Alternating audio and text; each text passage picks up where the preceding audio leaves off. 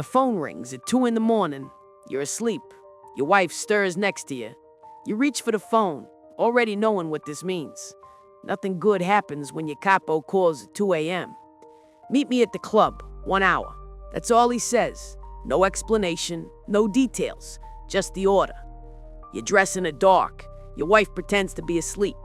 She knows better than to ask questions. 13 years of marriage and she's learned you don't talk about phone calls at 2 a.m. You drive to the social club in Bensonhurst. Your capo's car is already there. 2 other soldiers are waiting inside. Your capo looks at you. We got a problem.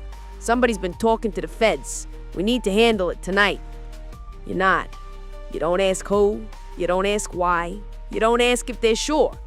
Those aren't your questions to ask. You're a soldier, a made man, a friend of ours. You took an oath. You swore to the Cosa Nostra, this thing of ours. You promised to obey orders without question, to protect the family above everything else, to never cooperate with law enforcement. And tonight, that oath means someone is going to die. This is your life now. Let me explain what being a soldier actually means. What being made actually means. You earned this. For years, maybe 10, maybe 15, you were an associate. You worked for a made man. You generated money. You proved yourself loyal. You showed you could keep your mouth shut. You committed crimes on orders. You took beatings when you deserved them, and sometimes when you didn't. You never complained to the police. You never cooperated with law enforcement. You kept omerta, the code of silence, even when it cost you. Eventually, your capo recommended you. He told the underboss you were ready. The underboss brought your name to the boss. The boss approved. And then came the ceremony. You were brought to a location. Maybe a basement, maybe an apartment, maybe the back room of a social club. Your capo was there, other made members were there. Sometimes the boss himself attended. They pricked your finger, drew blood, placed it on a card, usually a saint, sometimes the Virgin Mary, sometimes St. Francis. They lit the card on fire in your hands. You held it while it burned. And you recited the oath. The exact words varied by family, but the meaning was always the same. I swear to be faithful to the Cosa Nostra. If I betray the organization, may my soul burn in hell like this saint. Then you were told the rules, the commandments of the Cosa Nostra. Never cooperate with law enforcement, never disrespect another made member, never touch another made member's wife, never get involved with narcotics, though this rule was broken constantly and everyone knew it. Always obey your superiors. Always maintain omerta. After the ceremony, the other made members embraced you. You were a friend of ours now.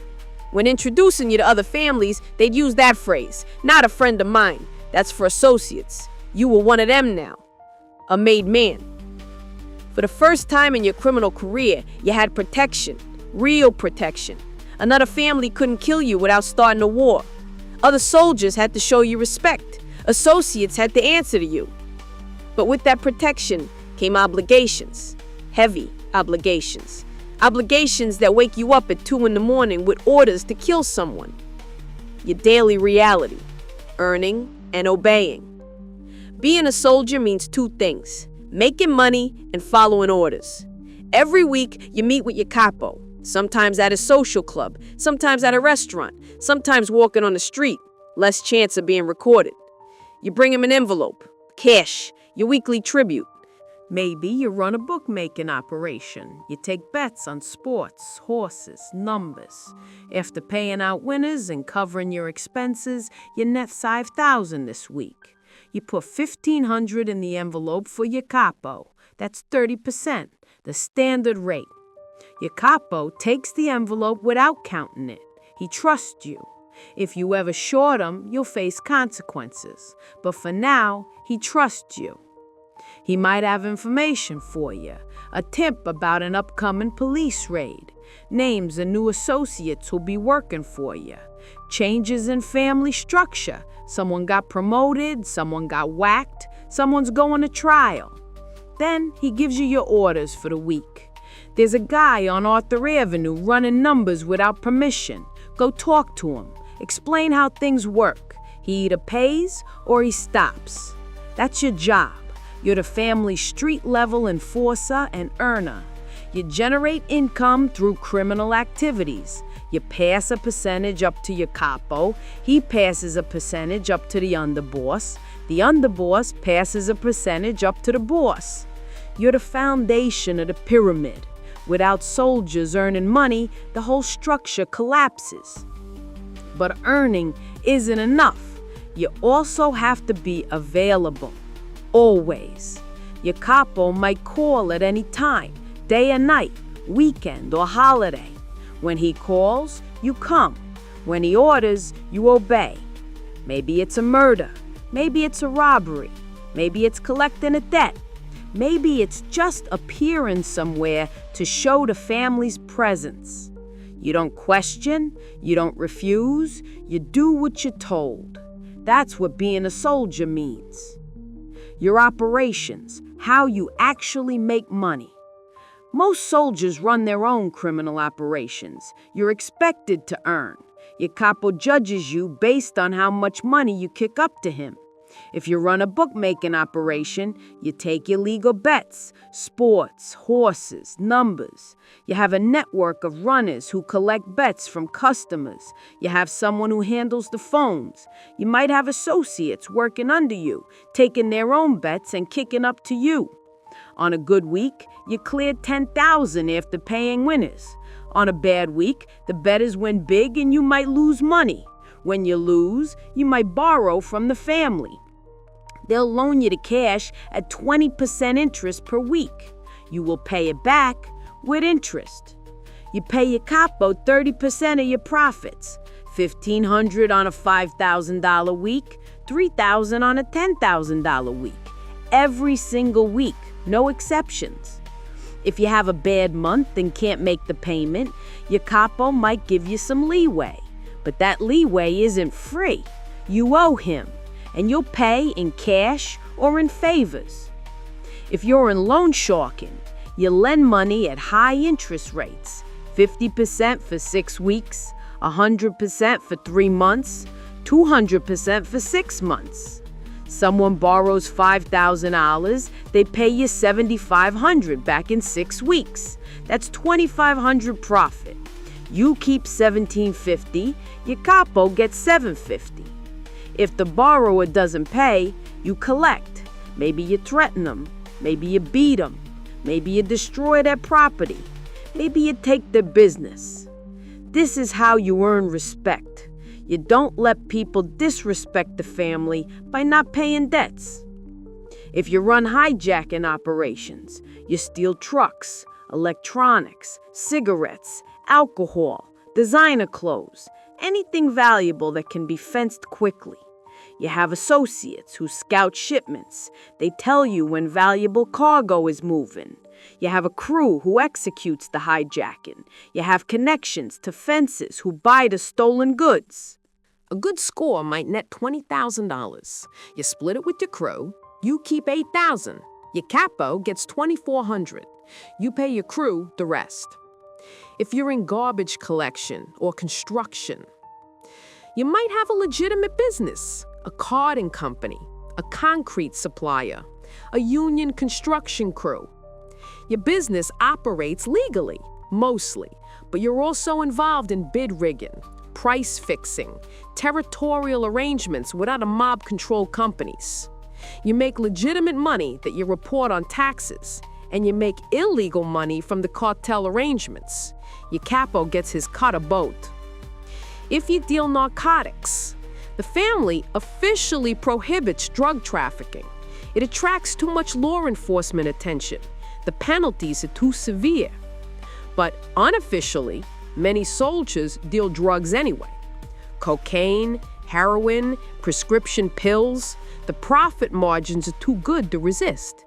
You just keep it quiet.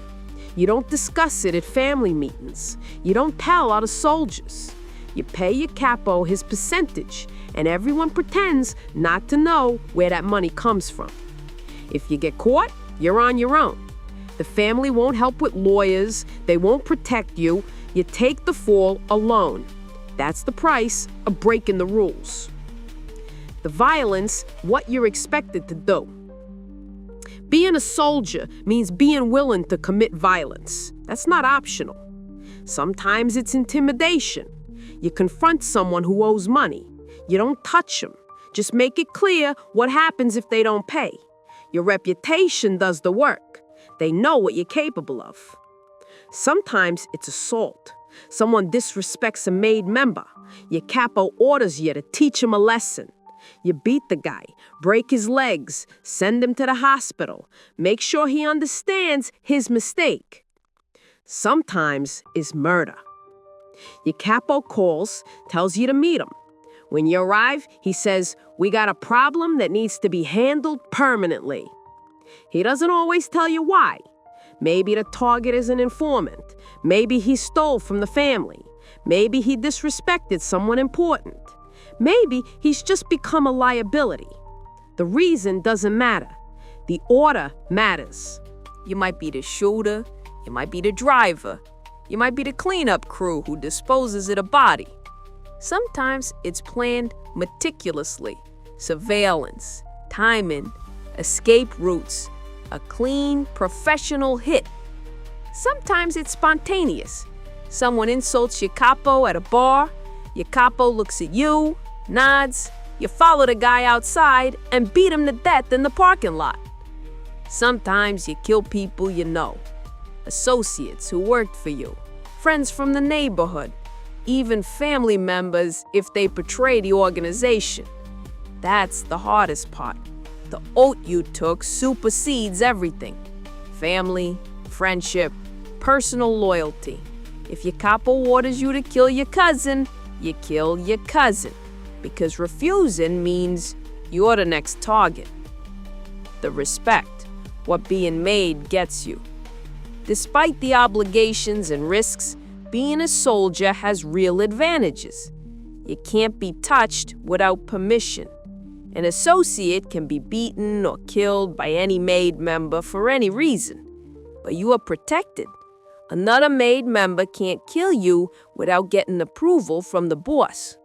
This rule is sacred. Violating it starts wars between families.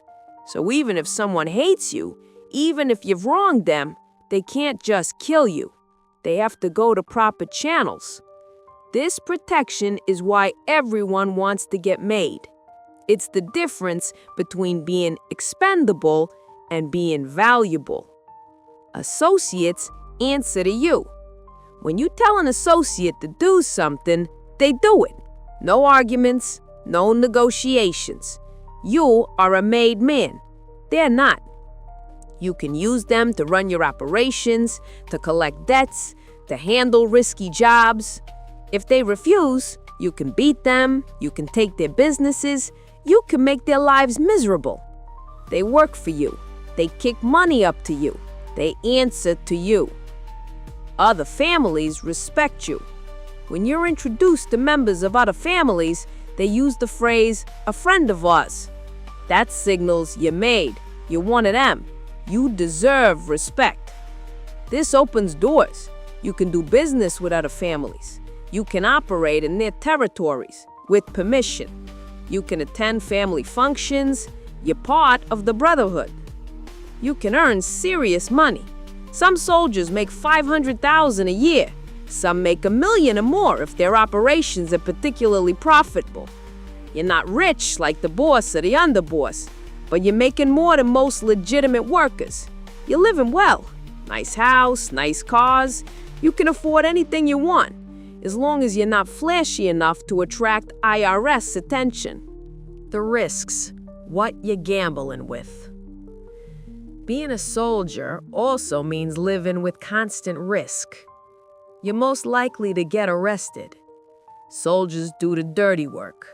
You're on the streets, you're committing the crimes, you're the one law enforcement sees. When the FBI builds a RICO case, they usually start by arresting soldiers. You flip soldiers to testify against capos and bosses. If you get arrested, you have two choices. Take the fall and keep your oath, or cooperate and enter witness protection. Most soldiers take the fall. They do their time, they maintain omertà, because the alternative is death, either in prison before trial or after release. But some cooperate, and those who do often bring down entire families. You're vulnerable to internal politics. Sometimes made members get killed for political reasons. A capo wants to move up, so he eliminates rivals. A boss suspects disloyalty, even if it's unfounded, and orders a hit. You might follow every rule, earn plenty of money, stay loyal, and still get killed because someone above you is paranoid or ambitious. Your family suffers. Your wife knows something's wrong. She doesn't ask questions, but she's not stupid. Late night phone calls, unexplained absences, envelopes, the cash, she knows. Your kids might not understand now, but they will eventually, and they'll either join the life or resent you for it. Some soldiers' wives leave. Some stay out of fear. Some stay because they enjoy the money and status, but the marriage is always strained. You can never leave. The oath is for life. There's no retirement, no resignation.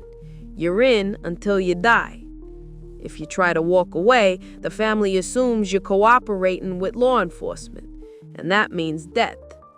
Some soldiers get put on the shelf, effectively retired due to age or health. They stop earning actively. They're no longer expected to commit crimes, but they're still soldiers, still bound by the oath, still available if the boss needs them. You live with constant paranoia. Is that guy at the bar a federal agent? Is your phone tapped? Did that associate flip and start wearing a wire?